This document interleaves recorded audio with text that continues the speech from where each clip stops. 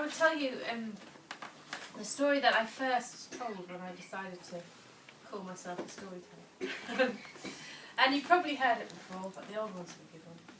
So when I was a kid, I went to school in a little town in Suffolk called Bungay.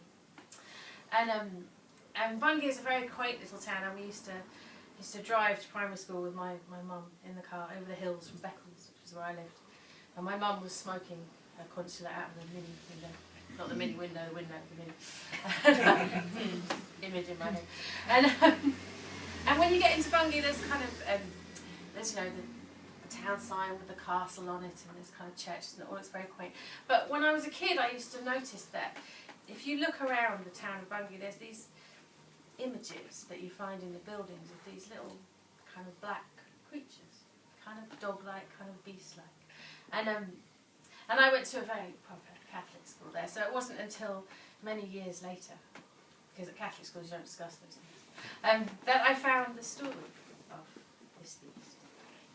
And the story of this beast begins some 400-500 years ago, and at this point where we meet him, he's sheltering in a graveyard behind one of the gravestones, and the sky's darkening even though it's early in the morning, and as he feels on his coat just the first drops of rain, he looks to the church door, and it's just slightly ajar because morning worship is seen, so he creeps in through the big oak door, and he pads his way down the aisle, and he creeps in underneath the altar cloth because it looks like the best place for shelter.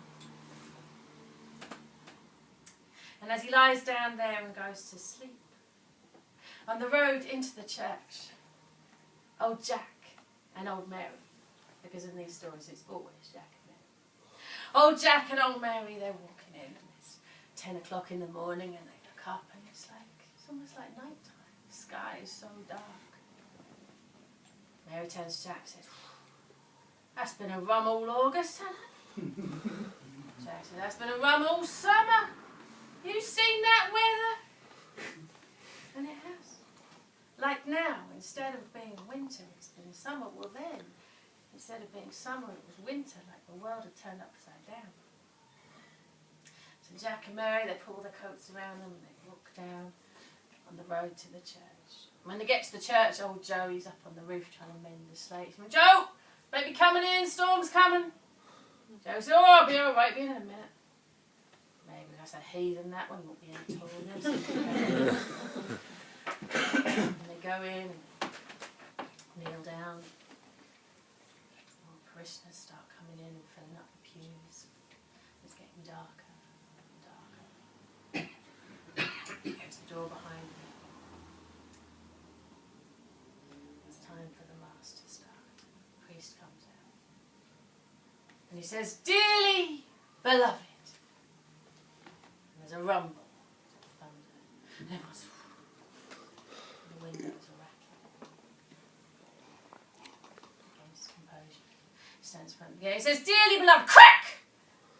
The lightning lights up the church. And then when it goes, it's like it was even darker than it was before. People in the church pull their coats around them. It begins for the third time. "Dearly beloved," crack! And in the lightning, suddenly the beast, he leaps out from underneath the altar, and the parishioners can see him with his flashing eyes, and he rampages through that church, and he slashes at the pews and the people and anything that gets in his way, and desperately he claws at the door and pushes the oak door, and he's out and he's away, and he's flying across the marshes, and he's gone, and he's gone, and he's gone. And the oak door is just swinging on its hinges. Silence. And suddenly, the parishioners hear the door. "What happened?" And it's Joe. And it wakes them, whatever reverie they were in, and they look around, and old Jack and old Mary, they're still kneeled at the pew, but their heads aren't bent in prayer, those necks are snapped. the other parishioners look around and they see there's a young man, only barely a man, and he's got a claw mark all down his back, and he's just there shaking, but still alive. So the parishioners that are left, they take this man, this boy, and they take him back to his home and they nurse him, and as if somehow if they can nurse him back to health, it will stop the beast returning.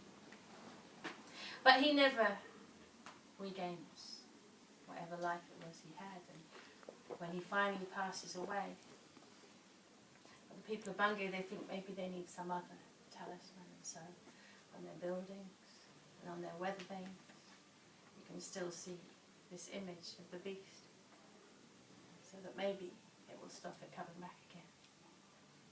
I don't know. Might be a Ramon song. Thank you.